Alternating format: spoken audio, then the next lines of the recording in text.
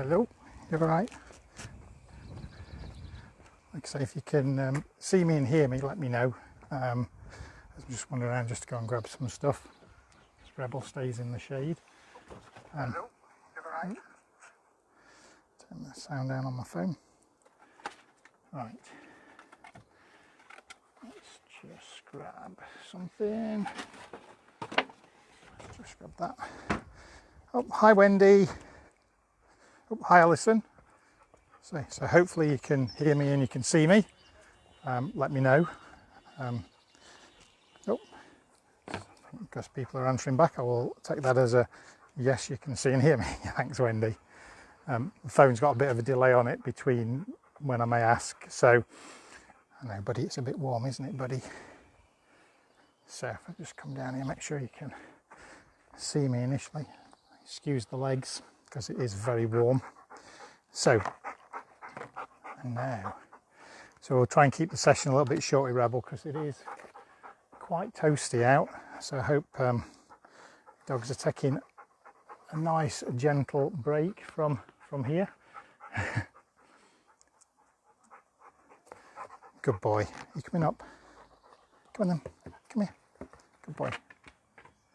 Good lad. Where are you? There you go. Right. So, like I say, the title may have been a little bit confusing in the fact that we're talking about, and it's Rebel heavy breathing, not me. But do excuse me if my hay fever kicks in because I've trimmed the grass. So I've taken my tablets, but if I do start sneezing, I apologise. So yeah, the title may have been a little bit confusing when we're talking about complex behaviours because I didn't want. It's using behaviours in using distraction techniques, but I didn't want it to sound that it's really hard because we're not talking about really difficult stuff. But when people see some of the things that I do with Rebs or with Bliss, they often think that it's difficult and challenging. So, and it's not. So the point of this live today is to just run through and show you how you can take some of the things that your dogs already know, or if you do want to do something a little bit more fancy. Hello, buddy. I know. Good boy. Yeah. That you can start to build those things and use them out and about in your reward strategy and also your distraction strategy, because we often talk about reactive dogs and walking down the street and what do you do and how do you create value, because if the thing that's approaching is either through excitement that they've got more value to it or through fear, so their brain isn't quite as open, is how do you go there. And most of you will have come across doing a technique that probably 10 years ago it's what we used to tell everybody to do, which is you get the treat in front of you like this and you hold it at the dog's nose, and let's just say, for example, the other dog's coming down the street and you're holding the dog's nose and you're holding the treat there and the dog's getting closer and closer and closer and closer, and then when the dog passes you release the treat. Now for Rebel that would work perfectly well because he is an absolute food beast. Okay. Do anything for just an ordinary bit of kibble, but as I'm sure you've got some dogs, you could hold that kibble in front of their nose, and if they saw a cat or they saw another dog, their head would be whizzing past your hand. They might even grab the treat, spit it out, and still stay focused. So the point is that what we want to do is build something that has value, so that it makes it easier for the dog to accept that and have their brain open. So let's see what I've got on. So, oh, hi Susan. Oh, from a very damp and rainy island. Wow. Well, as you can probably see, it's rather nice here. And tomorrow, I decided to do this today because tomorrow is supposed to be really hot. I mean, at least we've got a bit of a breeze today. So working with the dogs, just wanted to be careful, and tomorrow it's going to be a bit hotter. So hi Sarah. Oh, hi Laura. Hope you're well. Oh, you're listening in the car. Jolly good. And all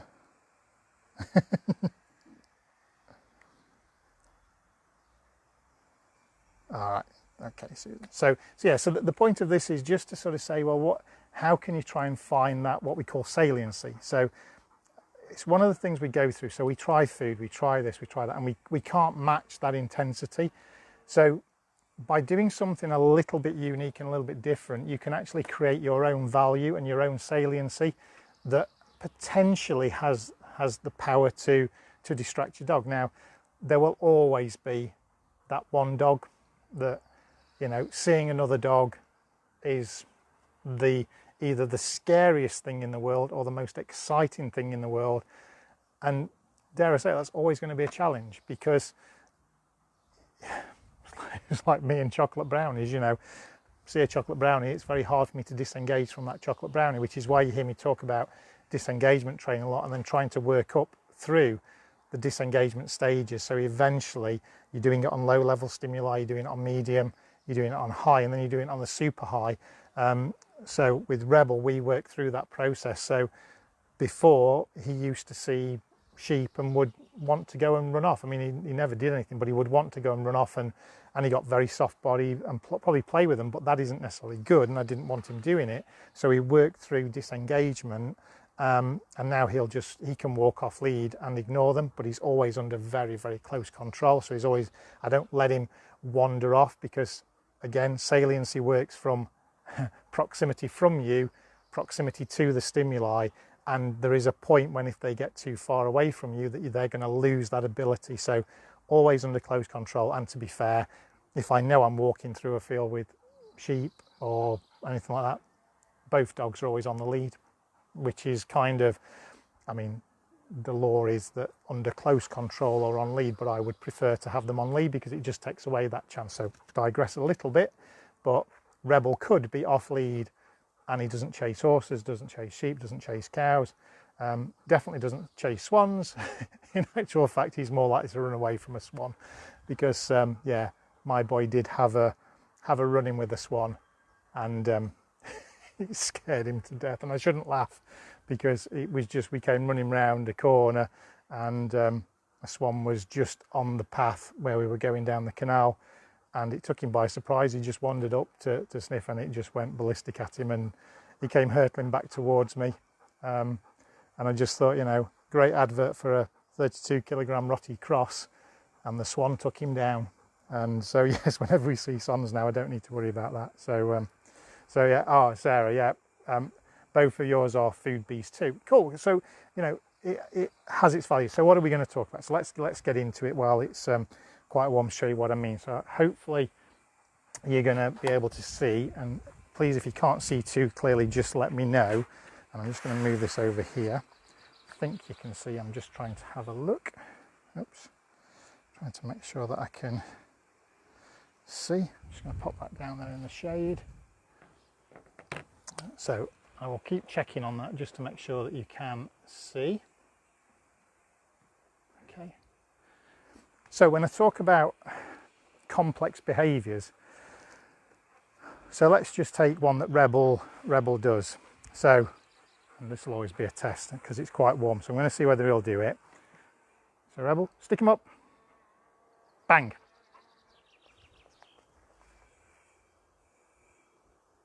Good boy.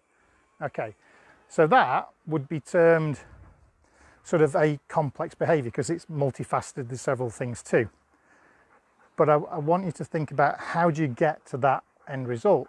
And what you need to do is, again, if you want your dog to do something, let's just say that was opening a cupboard door with a piece of rope on it, write down all the steps that go through that, okay? So I'm going to try and start, because I do want to train Rebel something new. So hopefully, let me know if you could see what I did there. I'm just trying to check my screen just so that I can see that you're able to see that. So basically, that's just my stick 'em up bang game that I do with Rebel. Okay, so how did I get to that point? And I say I wrote down all the individual component parts of that particular trick. Okay,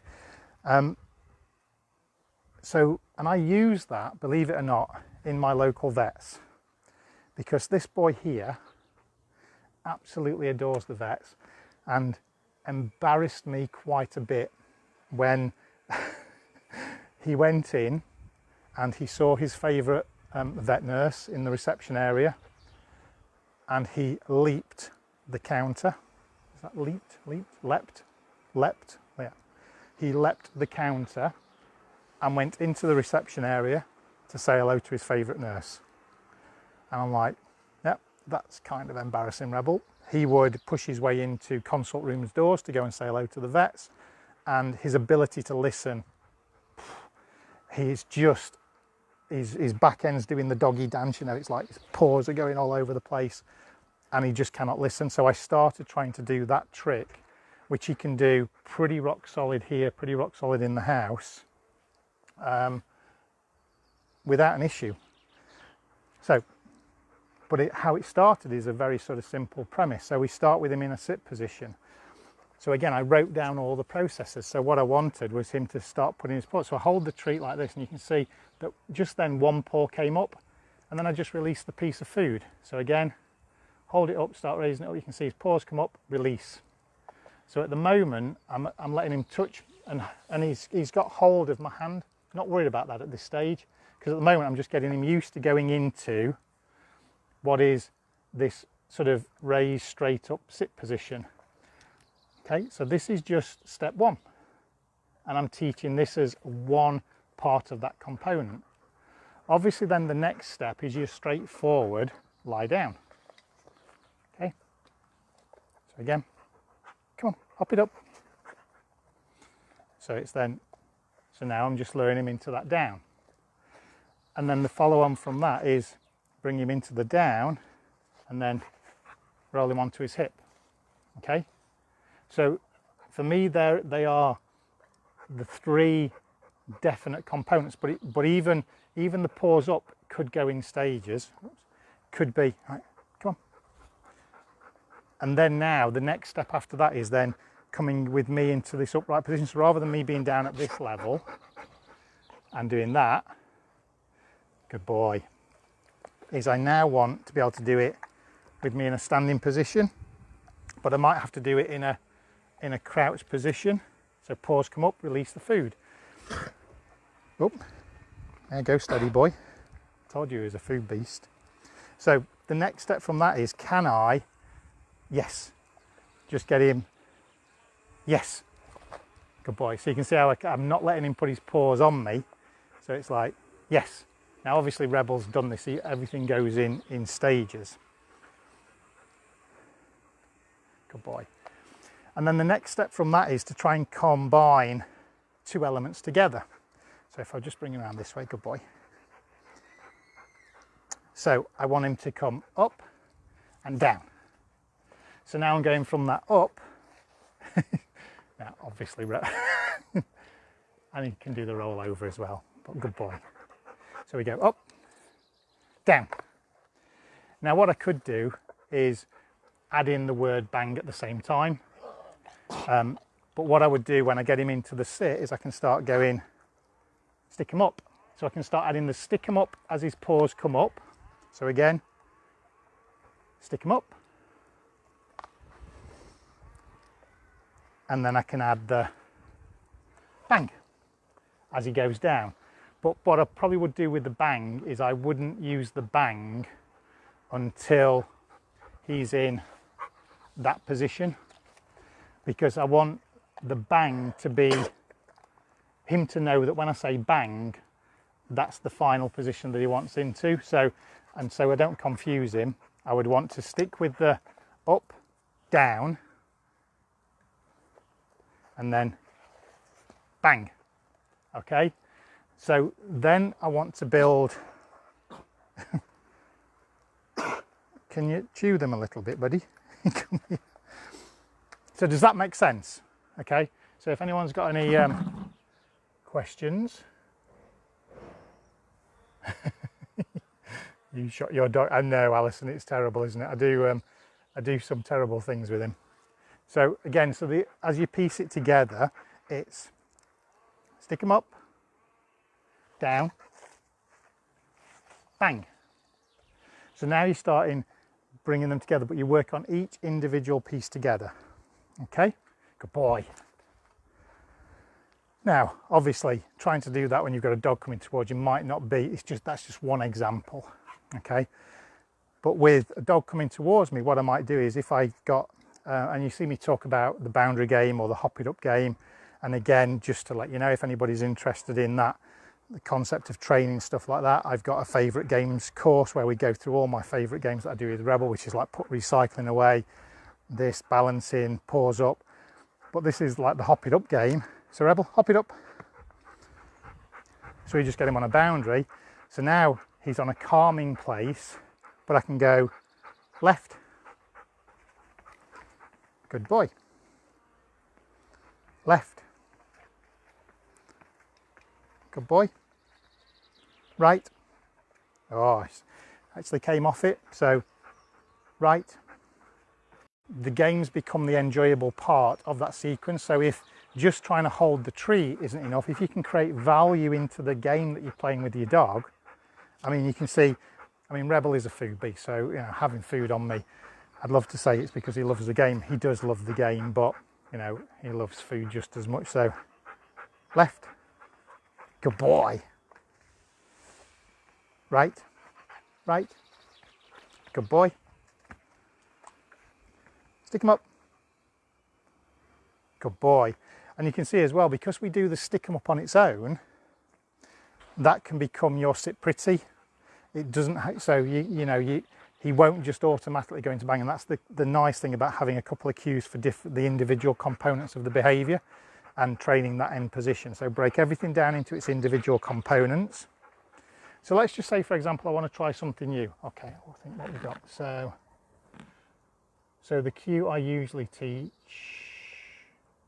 tell the dog what it's doing rather than command, like the audio described then. But I noticed more with our socks work that they use the cue word before the trick is expected. Does that make sense? Yeah, I like to train, probably, it's like with the on command for hop it up here. So when I started training hop it up, I wait for them to be doing the action, and I'd probably liken it to, you know, when we do toilet training for a puppy, the puppy's out doing a wee in the garden, and as it starts weeing, and it's probably about halfway through, we start saying, go busy, busy, go toilet, go pee-pees, and we start pairing with the action. So I find it much easier for Rebel and Bliss, to be fair, to understand the word when I link it to what they're doing. So if I can get the time right, so Alison, as you quite, so if I was to go, right, Rebel, come here. So it would be, as his paws come up, as his paws come up, I add the word, and as he's coming down, I add the word, and then when he's in the final position, bang. So I need to add it that way, and then I start bringing the cue forward. It's much easier for the dog to understand the cue when it's linked to what they're doing. Because if I was just to say to him, I don't know, go in a circle, well, he's just going to look at me like that because he doesn't know. So the idea would be, you know, you could go circle as he's doing it, you know, circle. So now the word has pairing because he's actually going round, circle, as he's doing it. So does that make a bit of sense, Alison? Yeah. Ah, cool. Yeah, absolutely. It's, for me, it's the fastest way. When you try and train a word and then, I suppose, shape the dog to the behaviour, I mean, what did the scientists say? Something like 400 repetitions was needed. But if you do it this way, you can get it down to, you know, 20, 30. So I find it much faster, just my personal preference. I don't think there's anything wrong with going circle and then whipping the dog round, but I think it's harder to create the link. I think it's much easier to create the link while they're doing it. Okay, so let's think about it, particularly for dog reactivity. One of my favourite ones that I'm trying to train with Rebel is I like paws up because that can turn him away from the oncoming stimuli. But what I can, so paws up would be paws up. So that would be paws up, okay? So his paws come up and he focuses on me. But I'm trying to teach now, look, you can see he's almost doing it. Pray. Yes, good boy. So I'm now teaching pray. Yeah, good boy. So even though the treat's here, Rebel, pray. Pray. Oh, you got it. It helps if you, come here. Paws up. Pray. Pray. Good boy. Chew him. Good boy. Pray.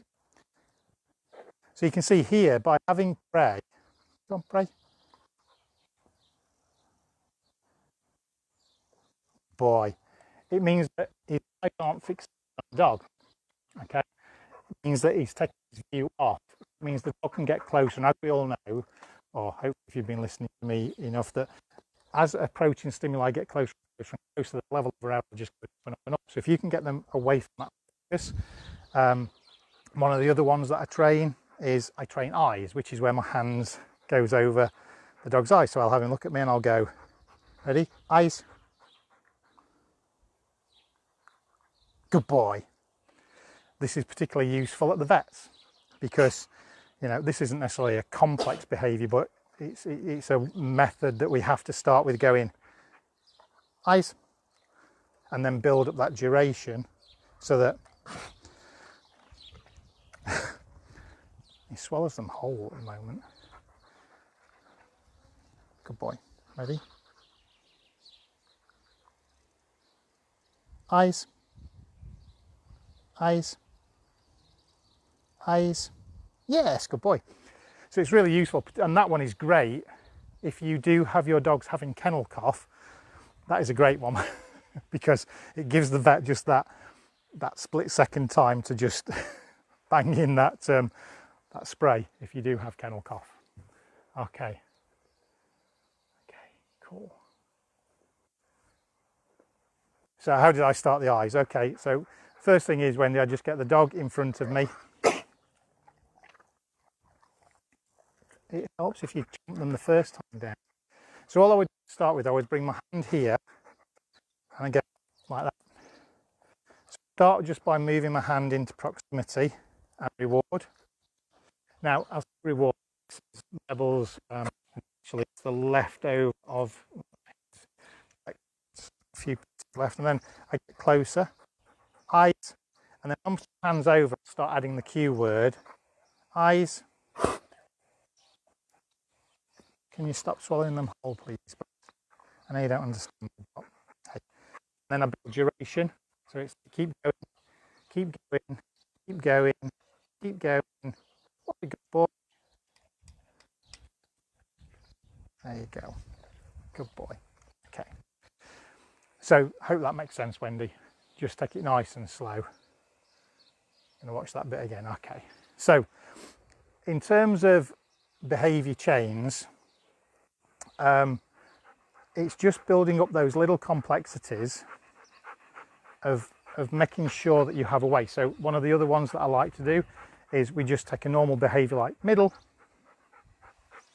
good boy, and then we can just go into, so imagine the dog's walking to you this way and you can just turn your dog around. So how you start that is by doing the normal middle. I know, you're not doing too well on those, are you? But you can do your standard paws up. So again, imagine this was a park bench or a road sign or a brick wall on your walk. You can get your dog to put paws up. You're making this a conversation between the two of you. So any dog that's approaching, they're in a different mindset because they're focused.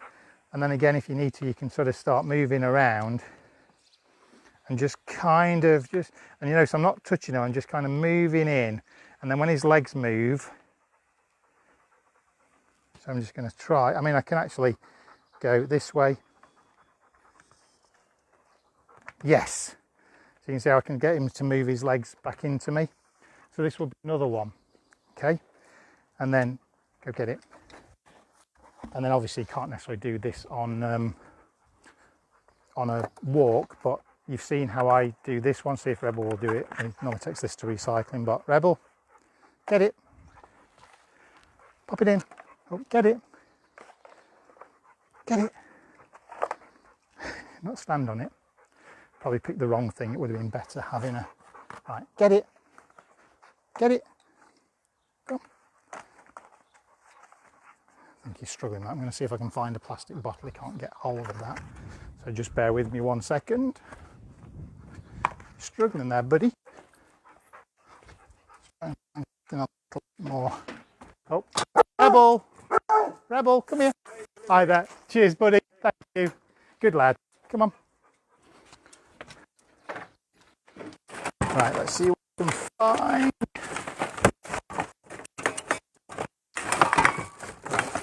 This.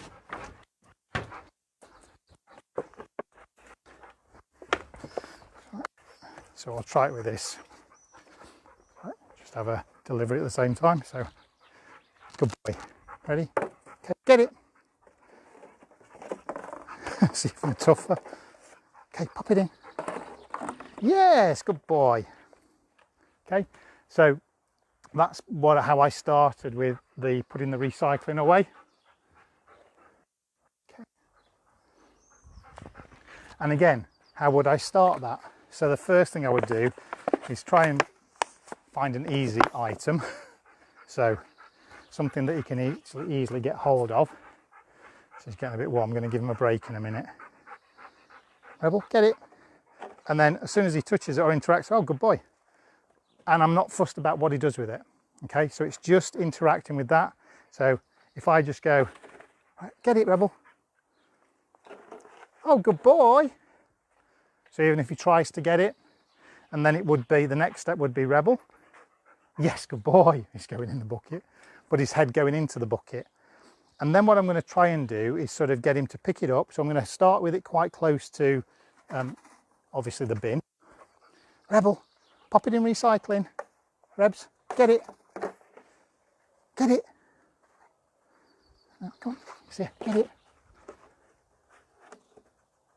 Go on then, put it in recycling. It's getting confused. Get it. Thinks it's right. Good boy. Put it in recycling then.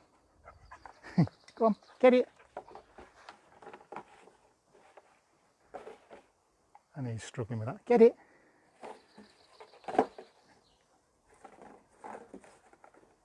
Oh, you can't get hold of it, can you, buddy? Let's just see if I can make it a little bit easier again. Right, get it. Good boy. Put it in recycling. Yes. So you see what I mean? You've got to make it so he can get hold of it. I mean, he just was struggling. So make it easier and then pop it up again so he can actually get hold. Pop it there. Rebel, pop it in recycling. Pop it in recycling. Now, if he missed the bin, I would still reward. So I would still reward him for dropping it near the bin. And then I'd be looking for him. And I might, with the bigger bin, I trained him to just put his paws up straight away. Okay, so I got him to put his paws up without anything in his mouth. So he got used to putting his paws up, wandering away, putting his paws up, wandering away. And then it was pick it up, bring it near the bin, and pick it up, keep it in his mouth. And as he got closer and closer to it, he just got more and more rewards. And we dropped off. Eventually, when he got really good, he wouldn't have got rewarded for missing the bin. So if he had picked it up and dropped it there, once he'd got sort of like 10 successful attempts in the bin, he would no longer be rewarded for missing the bin. He would only ever be rewarded for getting it in the bin. So again, that shapes your criteria down. So they're what we call complex behaviours. I'm going to pop Rebel away because you're a little bit warm there, aren't you, buddy? Okay, so if anyone's got any questions, just pop them on and we can have a look. And I'm just going to go and sort of bring Bliss out and just show you how we do some of those things with Bliss. Let Rebel a bit of a chill and a relax. Because he's good, as I'm sure you can hear. Go on then, buddy. Bliss. Come on, girlie. Yep, your turn. Good girl, come on. So here comes the little pocket rocket. Good girl.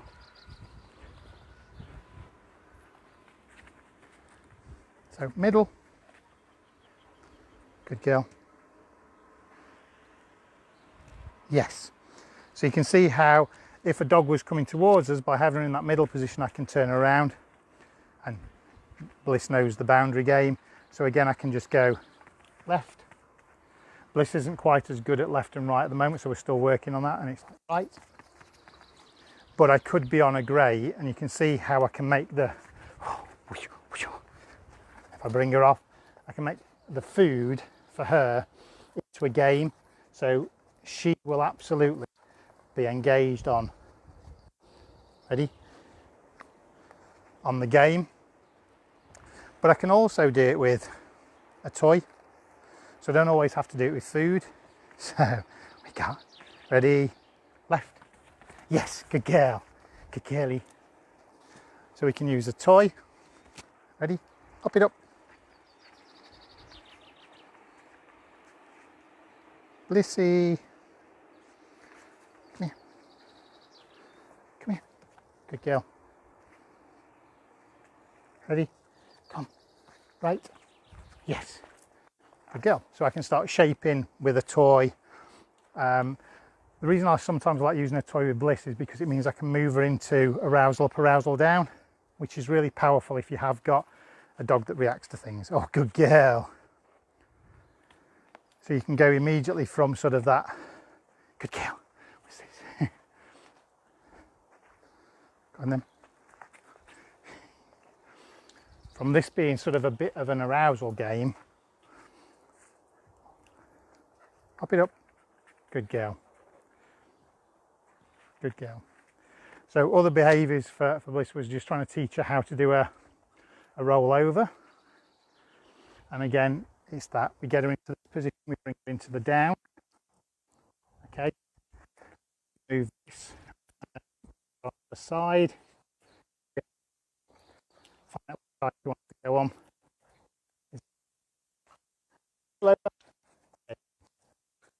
Slow, taking each one down. Get on the shoulder.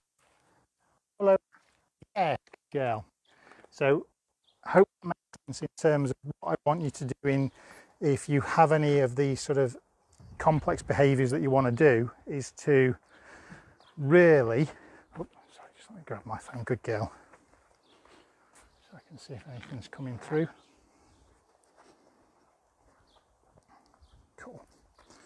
Put that there. Come on, come pop it. Good girl. Pop it up. Good girl. Good girl. Also, look out for a very special video tomorrow. I'm going to say too much, but yeah, just look out for that coming tomorrow. So, complex behaviours just means that the dog's brain has to think a little bit more, because when you ask a dog to sit and then hold the treat, that's quite a lot for them to think in terms of there's a treat, and believe it or not, holding the treat in front of them while they've got a battle against something that's potentially scary coming can be quite tough. So actually doing stuff with them, keeping them moving, keeping them active, is probably a much more productive way of keeping their brain moving forward. And then by the time they notice the dog again, you know, it's either right by them or it's gone past them, and you've created a really novel experience, a really happy time, and the dog's put value in the game.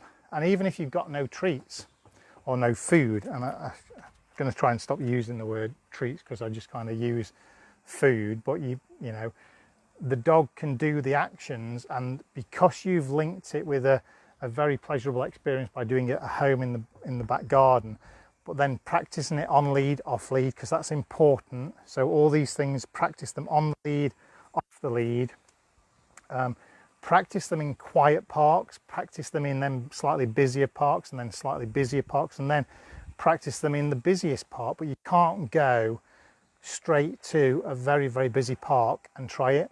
You've got to build up the value in it, which is what takes the time.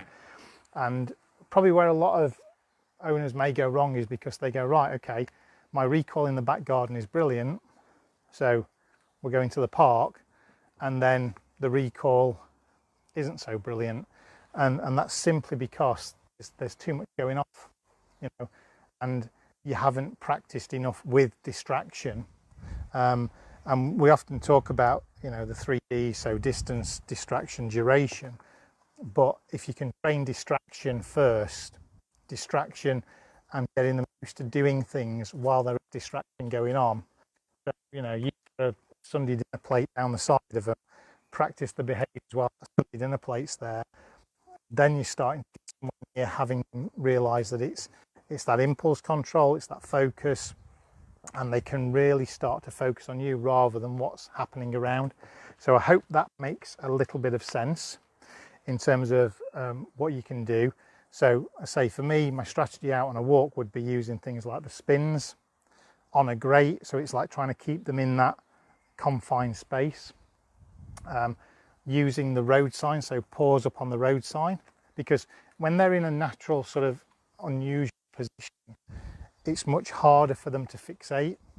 Okay, dogs love to fixate from a position of all four paws on the floor. I mean, excitable dogs are a little bit different because they'll quite happily be on the back legs, but a scared dog doesn't want to not have their paws on the floor. So it can be really useful, and it can be great ways to sort of just snap your dog out of it, but keep them doing stuff.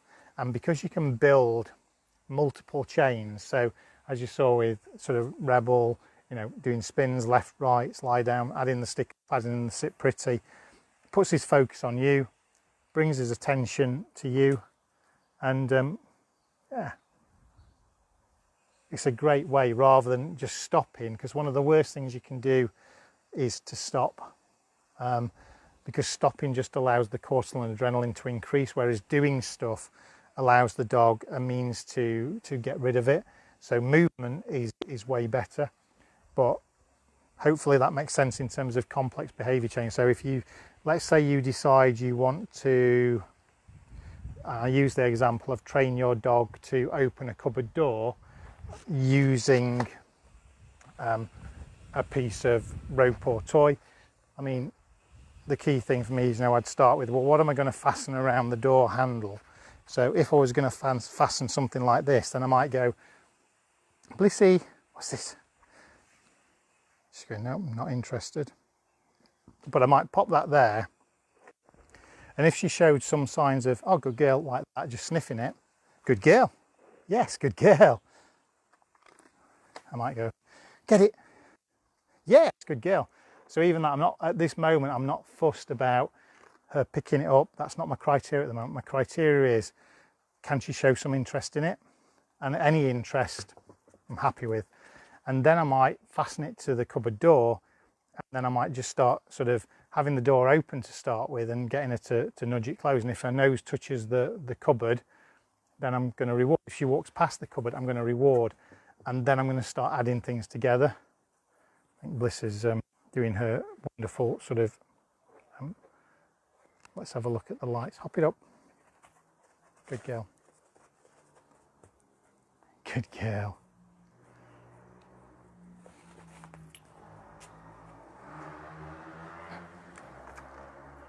At least she chews the biscuits. Good girl. Come on, pause up. Bliss, pause up. Come. Good girl. So again, that's what pause up would look like on a park bench or on a road sign. It just means that you can have that dog in a different zone. Cool. Right. Well, enjoy your afternoon. It's glorious. It is roasting, sunburnt head. But if you do have any questions, just carry on posting below here. That's fine, and I'll come back and answer them. I'm going to stick it up onto the YouTube channel playlist of recorded live, so you can just jump back in and go and watch it on. But hopefully that made sense, and you can use it with anything that you want to do. But please, and let me know if you've got any behavior change that you've done or you've done with your dogs. Yeah, post them, put them in the comments, and absolutely let us know. Let us see what you've trained your dogs to do. But then the challenge is, can you start taking those things that you've trained in the home potentially? I want to see you start taking them, out on the road with you. So brilliant. Well, have a fabulous afternoon. Oh, and Laura's reached the destination. Well done, and done it safely. That's what we like. So yeah, have a go. Post some videos. I'd love to see, what you've trained with your dogs.